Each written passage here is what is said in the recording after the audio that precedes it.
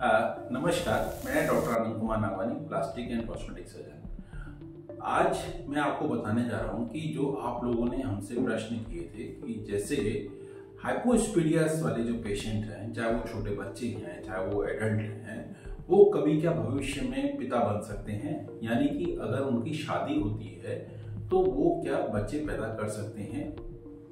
ये बहुत एक कॉमन सी क्वेरी रहती है और बेसिकली ये कंसर्न रहता है। जब बच्चे छोटे होते हैं तो ये माँ बाप का बड़ा कंसर्न रहता है, और जब बच्चे ये एडल्ट हो जाते हैं, मैं यहाँ पे एक बात बोलना चाहूँगा आपको कि इंडिया में हाइपोस्पीडियस क्योंकि बहुत कॉमन है, एक बच्चा वन लाइव बर्थ इन 150 से लेके 250 लाइफ मेल बर्थ जो होते हैं, तो उनके अंदर बेसिकली हाइपोस्पीडियस हमको मिलता है। ये हाइपोस्पीडियस वेरियस डिग्री में मिलता है, वेरियस ग्रेड में मिलता है, सीवियरिटी में मिलता है, कॉर्डी के साथ मिलता है, विदाउट कॉर्डी मिलता है। तो बहुत सारी चीजें मैं टोटल इन्फॉर्मेशन हाइपोस्पीडियस की दूसरे वीडियोस में दे चुका हूँ।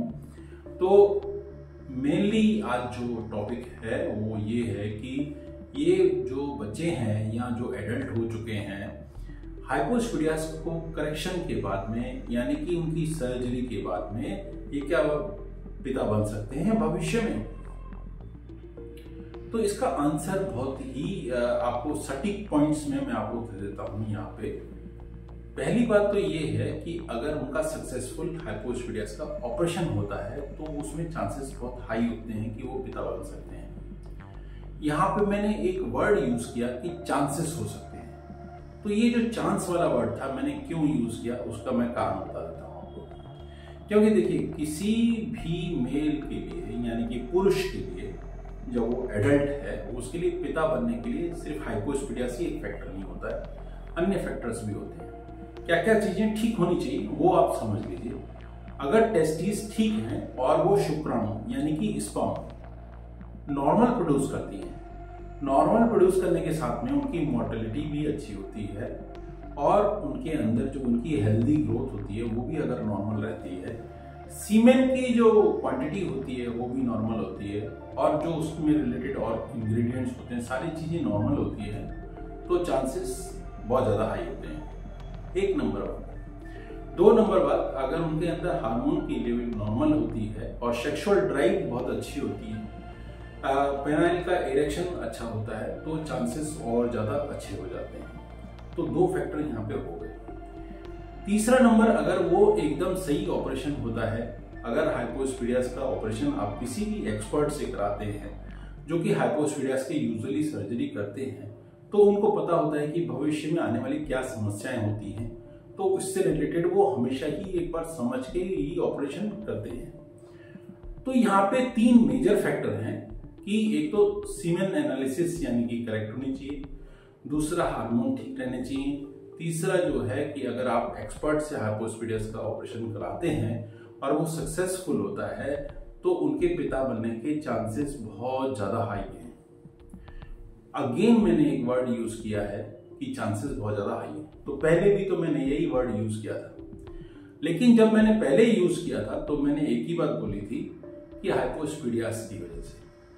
मैंने फिर दो फैक्टर और जोड़े थे उसके साथ में कि एक तो सीमेन एनालिसिस, अगर टेस्टिस ठीक है और सीमेन एनालिसिस नॉर्मल है, और दूसरी चीज मैंने जोड़ी थी कि उसमें हार्मोन की लेवल ठीक है।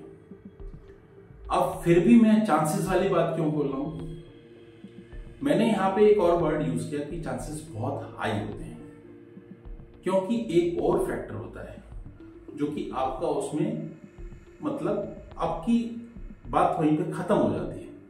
फीमेल काउंटर पार्ट, जिस किसी की भी शादी होती है और उसका जो फीमेल काउंटर पार्ट होता है, अगर वो एब्सोल्युटली नॉर्मल है, उसमें सारे फैक्टर्स नॉर्मल हैं, तो उसके पिता बनने की चांसेस बहुत हाई है। यहाँ पे मैं आपको बहुत एक स्पष्ट बात कहना चाहूंगा कि मेल फैक्टर्स की वजह से हाइपोस्पीडियस का successful operation with semen analysis normal और हार्मोन नॉर्मल, तो इसमें आपका पिता बनने का चांसेस पूरा है।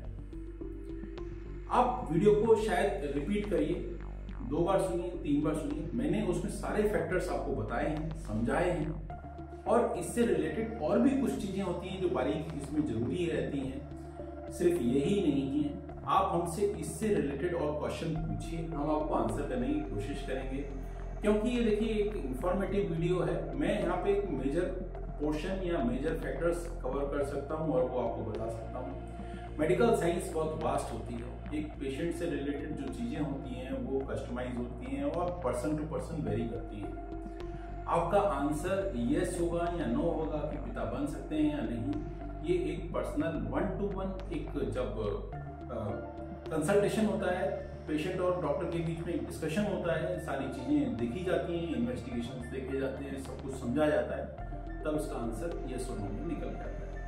मेजॉरिटी चीज़ों को आप समझ चुके हैं और इसी से रिलेटेड आपको बात का आंसर हाँ में मिल चुका है।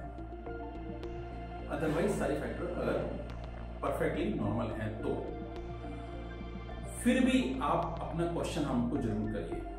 वीडियो को रिपीटेडली देख सकते हैं और जिनको जरूरत है आप उनको शेयर कर सकते हैं, समझ सकते हैं। आप हमको डायरेक्ट ये फॉर्म का एक लिंक भी आपको यहाँ पे मिलता है, वहाँ पे आप अपनी क्वेरी को भेज सकते हैं और हम आपको आंसर करने की कोशिश करेंगे। आप व्हाट्सएप पे भी अपना क्वेश्चन भेज सकते हैं, वहाँ पे भी आपको आंसर कर पाएंगे।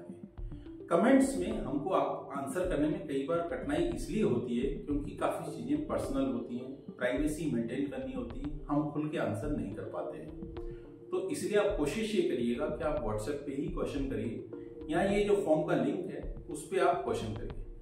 बहुत सारे मैंने इंफॉर्मेटिव चीज़ें अपने ब्लॉग के माध्यम में मैंने अपनी वेबसाइट पे दी हुई हैं। cosmoid.com नाम की मेरी वेबसाइट है, वहाँ पे आपको मेरे ये हाइपोस्पीडिया से रिलेटेड काफ़ी ब्लॉग्स मिल जाएंगे, इन्फॉर्मेशन मिल जाएंगी। आप उसकी जो है आप उनको पढ़ सकते हैं, समझ सकते हैं। फिर भी आप कुछ जानना चाहें जरूर जानिए, मेरे को बहुत खुशी होगी आपके आंसर करने में। आपका दिन शुभ हो। नमस्कार। हेलो दोस्तों, अगर आपने हमारे चैनल को सब्सक्राइब नहीं किया है तो कृपया इसे लाइक करें, शेयर करें और सब्सक्राइब करें और बेल आइकन को दबाना ना भूलें ताकि आपको वीडियो की अपडेट समय समय पर मिलती रहे। धन्यवाद।